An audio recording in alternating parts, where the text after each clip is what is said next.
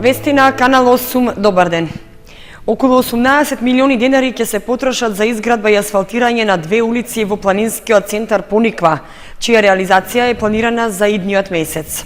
Освен тоа, со преостанатите пари од кредитот од Светска банка за изградба на 10 улици, во план е да се асфалтираат уште 2 сообраќајници, од кои една во Оризари, а другата во населбата Усова чешма. Локалната самоуправа на Кочани ќе ја подобрува сообраќајната поврзаност во рекреативниот центар на Пониква со изградба и асфалтирање на нови улици. Тоа треба да овозможи поквалитетно поврзување од регионалниот патен правец до објектите во постојната и новата викенд населба, што треба да никне во нејзина близина. Реализацијата на овие активности беше предвидена минатата година со донесувањето на деталниот урбанистички план за Пониква, а средствата за оваа намена се веќе обезбедени. Од општинската администрација велат дека градежните работи треба да стартуваат идниот месец, а во план е да се асфалтираат две улици. Тоа е едната улица која води од аеродромот до одмаралиштето. Таа е со ширина од 4 метра и вредноста на инвестицијата ќе изнесе околу 8 милиона денари, а должина на улицата е 1100 метра. И друг крак е од аеродромот што води према престапот, исто и ова е во должина од 1100 метра, со широчина 4,5 метра и инвестицијата на ќе изнесе околу 10 милиона денари. Димитров додава дека со оглед што имало намалување на цената за изградба и асфалтирање на улиците што беа планирани со парите од кредитот од Светска банка, дел од средствата се уште не се потрошени. Како што се предвидуваше уште на почетокот од проектот, тие ќе се наменат за доизградба и комплетирање на нови улици. Се очекува да останат околу 4 до 5 милиона денари. Овие средства ќе бидат искористени за асфалтирање на уште една до две улици, зависно од средства колку ќе останат. Се предвидува една да биде улицата Астон во село Оризари и другата улица да биде Карпушево востание во Усова чешма. Пред неколку дена беше завршен проектот за асфалтирање на 10 улици во Кочани и во Оризари со сумата од 1 милион евра што општината ги зеде како кредит од Светска банка. Според Димитров, граѓаните кои живеат на нив добиле квалитетно поврзување, иако останува изведувачот да го расчисти теренот од исфрлената земја и да реши известни проблеми што се јавиле во текот на градежните работи. Околу 11.000 евра планира да потроши општина Кочани од сопствениот буџет за довршување на регулацијата на Белскиот дол. Тендерската постапка за избор на изведувач е при крај и се очекува реализацијата на проектот да започне идниот месец. Жителите на улицата Димитрија Лазаров и од околните куќи кои гравитираат кон оваа сообраќајница конечно ќе можат да здивнат од надоаѓањето на Белскиот дол. Проблемот што го има со секој пообилен дожд кога им се полнеа подрумите и дворовите, конечно треба да биде надминат со втората фаза од градежниот зафат што е планирано да се реализира идниот месец.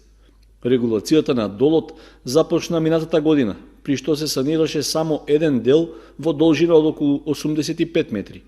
Остатокот беше оставен за годинава, со што конечно ќе се покрие и заштити отворениот канал. Според информациите од општина Кочани, се предвидува за втората фаза за довршување на регулацијата на Белскиот дол да се потрошат над 670.000 денари. Во техничкиот предмер стои дека парите ќе бидат наменети за ископ на земја на просторот што ќе овозможи бетонирање на канал долг 108 метри. Во него потоа ќе бидат инсталирани бетонски цевки со пречник од 1 метар со соодветни шахти, а ќе се направи и завршна изведба со камен на влезните и излезните места на цевководот. Белскиот дол на оваа локација делумно се уште е затрупан од страна на жители на околните улици, а на еден дел каде што нема никаков пропуст се создало и мало езеро обраснато со грмушки и трски. Тендерската постапка за избор на изведувач на градежните работи е при крај и според информациите од локалната самоуправа се очекува во текот на идниот месец да се докомплетира регулацијата на долот.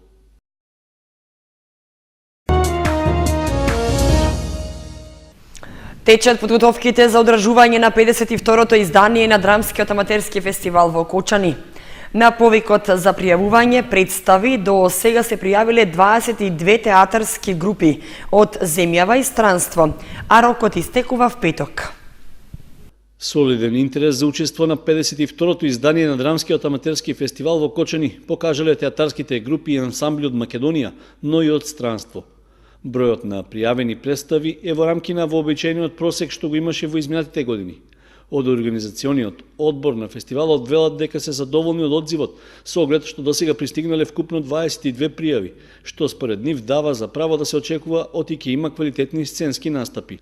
Можно е оваа бројка да се зголеми, со оглед што официјалниот рок за пријавување трае до петок, со што им се овозможува и на други театарски групи да влезат во конкуренција. Од пристигнатите пријави, забележителен е интересот за учество на овогодишниот ДАФ на театарски групи од Србија, од каде се пријавени 4 представи. Освен нив, по една пријава е добиена за представи од Словенија и од Црна Гора. Останатите театарски групи се од Македонија, меѓу кои има дел што за прв пат покажуваат интерес за учество на фестивалот, но и повеќекратни учесници, кои добро и се познати на кочанската театарска публика. До крајот на април, селекторот на фестивалот Дарко Спасов од пријавените представи треба да ги одбере најдобрите и да предложи нивно учество.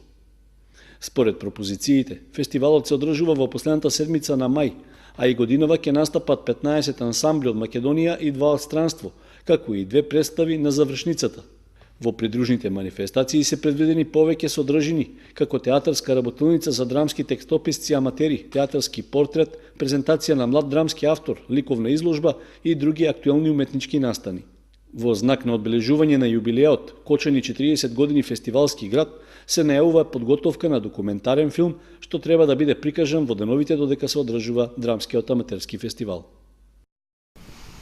Документарен филм снимија членовите на младинската организација Авангарда што функционира во склоп на Средното општинско училиште Гошови Кентиев. Филмот што го снимаше Флај видео продукција е со наслов 10 години Авангарда, чија премиера се одржа синоќа. Преку филмот се прикажани сите досегашни активности на младинската организација. Во амфитеатарот на Економскиот факултет во Кочани беше прикажана премиерата на документарниот филм 10 години Авангарда, преку кој се прикажани сите досегашни активности на членовите на организацијата во изминативе 10 години функционирање во склоп на Средното општинско училиште Гошови Кентиев. Во изминативе 10 години се организираа многу хуманитарни акции, многу активности кои што помагаат за полесно совладување на наставата, соработка со фирми кои му помагаат на училиштето во обавувањето на праксата за учениците од трите струки. Младинската организација ја создадоа самите ученици со цел информираност, активност и соработка на учениците со професорите и другите фактори за полесно совладување на материјалот. Во филмот учествуваат сите поранешни претседатели на организацијата, како и раководниот тим на училиштето. Ментор на учениците е професор Игор Голубов. Ние како младинска организација сме задоволни од настанот кој што туку беше спроведен. Јас се надевам како претседател на оваа младинска организација дека и во иднина ќе наследат само успеси благодарение на нашиот труд. Им благодарим исто така и на продукцијата Флај видео во која што продукција беше самиот филм. Флај видео продукција со младинската организација Авангарда соработува веќе 2 години. Ланската година снимија спот за организацијата, годинава документарен филм. Соработката со младинската организација Авангарда за овој филм траеше некаде околу 3 месеци. 3 месеци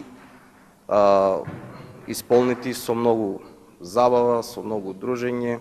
Може да се упати еден апел до другите училишта, средни и основни училишта, да го следат примерот на младинската организација Авангард.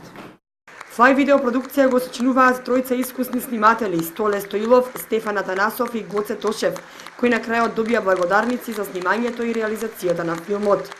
На промоцијата присуствуваа голем број ученици и наставниот и раководниот кадар на училиштето, а филмот треба да представува стимул и поттик за идните генерации за создавање на поквалитетна соработка со останатите релевантни фактори, важни за успех на целото училиште.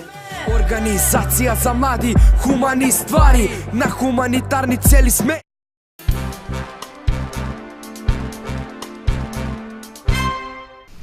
И најмладите жители во општина Чешино во Облешево се вклучени во подобрувањето на сообраќајната култура и подобрувањето на безбедноста во сообраќајот. Во тие рамки, во детската градинка во Облешево беше организирана активност за запознавање на дечињата со основните сообраќајни правила и прописи. Во детската градинка Звездички во Облешево беше промовирано DVD изданието Сообраќаен буквар како дел од акцијата да ги заштитиме децата во сообраќајот.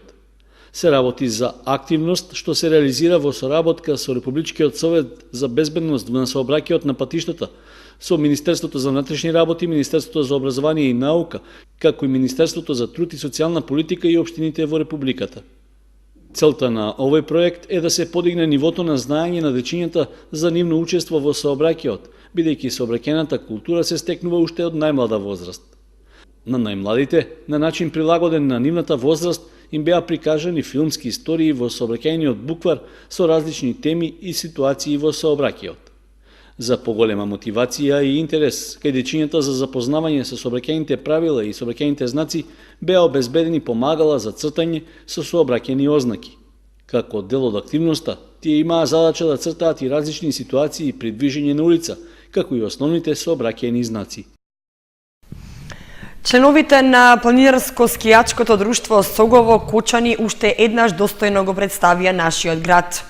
Тие учествуваа на меморијалниот марш Даре Джамбас, што го организираше планинарското здружение Козјак од Прилеп.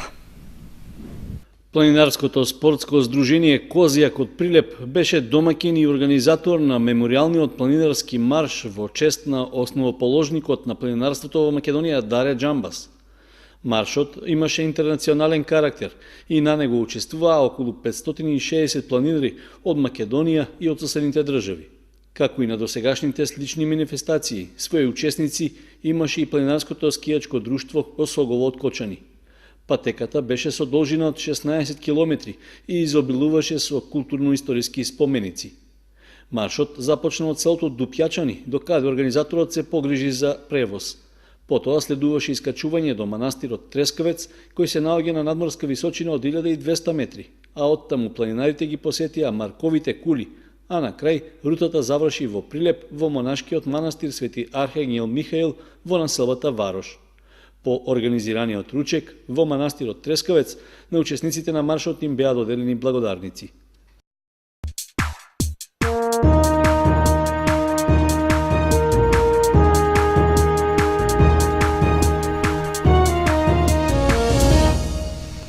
Следува информацијата од спортот. Женскиот фудбалски клуб Кочани го очекуваат два надпревари што ќе се одиграат во Струмица. Едниот е во сениорска конкуренција во рамки на 15-тото коло од првенството, а другиот е во младинска конкуренција во рамки на новоформираните лиги. По двонеделната пауза, следниот викенд повторно ќе има женски фудбал на спортските терени на кои се играат надпреварите во првенството на првата фудбалска лига. Женскиот фудбалски клуб Кочани ќе гостува во Струмица на средба со екипата на Тиверија, која во моментот се наоѓа во средината на табелата.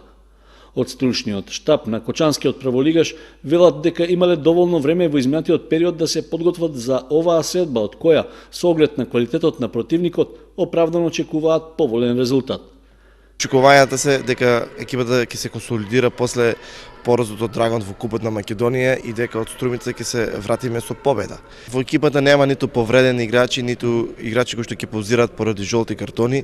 Целата екипа е на располагање, подготвена и се надеваме дека ќе постигнеме добар резултат во Струмица. Освен редовното коло во првенството во сениорска конкуренција, Кочанскиот прволигаш ќе има уште еден настап во Струмица, и тоа во младинска конкуренција. Започнуваат и надпреварите од младинските лиги во женски фудбал. Имено екипата на женски фудбалски клуб Кочани и во овие лиги учествува со две екипи. Едната екипа е составена од девојчиња родени 2001-2002 генерација, а другата екипа е составена од девојчиња родени 2003 и 2004 генерација. Во оваа лига учествуваат 5 екипи, две се од Битола, една од Струмица, една од Кавадарци и една од Кочани. Се надеваме дека овие лиги ќе функционираат и понатаму ќе придонесат за развојот на младинскиот фудбал, особено во женска конкуренција во нашата општина. Инаку, изминатиот викенд не се одиграа надпреварите од првенството во првата фудбалска лига за жени поради подготовките на македонската А репрезентација за настапот во квалификациите за европското првенство. Нашите фудбалерки, како гостинки, веќе го одиграа првиот надпревар во кој се сретнаа со репрезентацијата на Словенија. При тоа беа поразени со висок резултат од 8:1.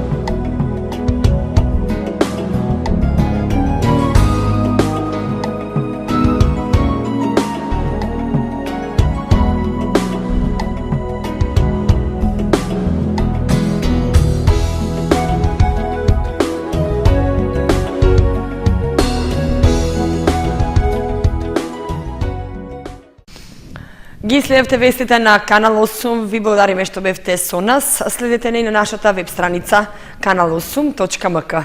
Довидување.